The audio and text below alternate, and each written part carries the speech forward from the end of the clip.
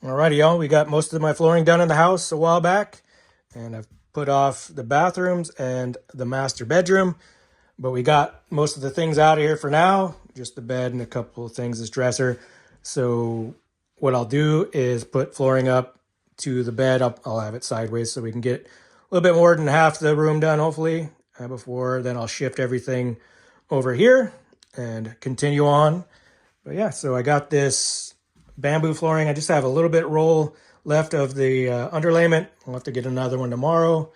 And picked this up a while ago. It's not my first choice for flooring, but I was able to get enough to do this room for, I think it was either $75 or $100. So can't complain about that. It is, engineered hardwoods. I believe the top is bamboo. It's not solid bamboo, which is, I think, kind of good because I hear there's issues with delamination with a bamboo if it gets wet or anything like that. So hopefully just having it as a veneer helps that out. But yeah, so I'm not a big fan of the sheen on this one. I don't mind the brown or whatever, but I would like it to be a little more glossy, kind of like that one, at least semi-gloss. This is more of a eggshell or something, so not super happy about it, but I can't complain for the price. So we'll put it down. If it looks good when it's done, then we'll keep it. If it's not, we'll keep it anyway, and then maybe some years down the road I will replace it, but probably not. So but we'll work on that, and what I'll do here is cut a straight line probably in the middle of the threshold. So when we have the door there, it sits on the partition of that there, and the two match up correctly. So we'll work on that, and then we'll put the underlayment down and put the flooring down. We'll get to work on this, and we'll bring you along with some updates. All right.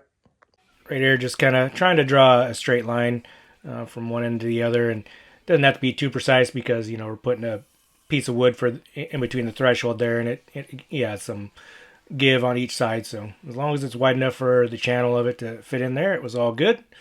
Now this is the leftover of underlayment from other flooring jobs, and the supervisor's over there doing her job to keep that left side anchored down while I unfurl it. Good job, baby. Thank you very much. Then we had just one little piece left, and luckily we have a flooring store in my town, so I was able to find some flooring underlayment without having to go into the bigger city that's closer to me, that's 45 minutes away. So that was nice.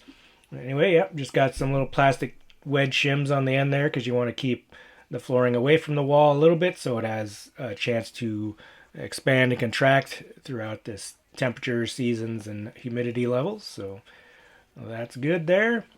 And the flooring, it was a little different than the other stuff I have, the acacia, because the acacia came in like 5 different lengths. This one only came in one length, so the only way to like offset it was obviously you cut the piece closer to the wall a little different so that it makes the successive line fall in a different place. So that was good. And you see me here, and you see how it kind of moves back and forth. The first few layers are kind of hard to match up, and when you try to get the click lock in there, it doesn't always fit perfectly, so you got to manipulate it. But as you start laying them down, the more rows you got, it kind of self squares it, so then you don't really have to bang them into place because they fall into place. But if you want to hear me sing, the picture kept will remind me, don't call me. Closest you're gonna get me to karaoke, so don't know why I shared it, but I did. But we're getting through the halfway point here, so check it out. All right, so we got about almost half of it done, enough to get the bed and this over there so we can clear this area out. Well, still got a couple things, but we're gonna do one more row of the vapor barrier here.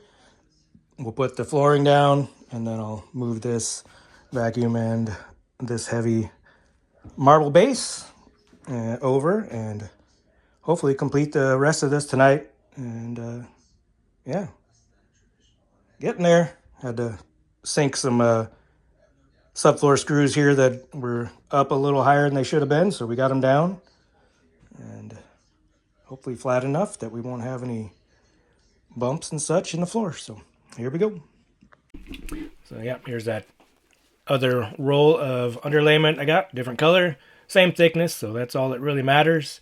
And really, in the end, this what do you call it, Advantech It supposedly has its own vapor barrier layer on it, so you don't technically need to put one above, but it gives it a little softness with this little styrofoam pad that I got there. And then, always adds a little bit more insulation, so the more the merrier. So we did it, and it was reasonably priced, so not a bad deal. Yeah, so it goes on pretty smoothly here, and gonna cut a little bit short, but here's the last row, and then we'll explain how this all went down. So enjoy that.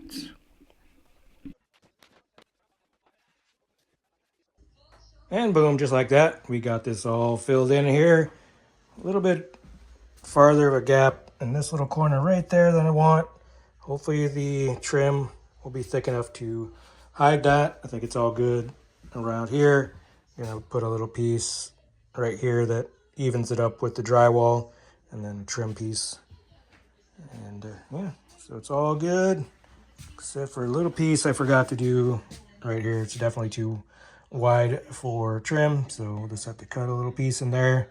We'll worry about that some other time. But yeah, we'll move everything back into place. Call it good for now. And there we go.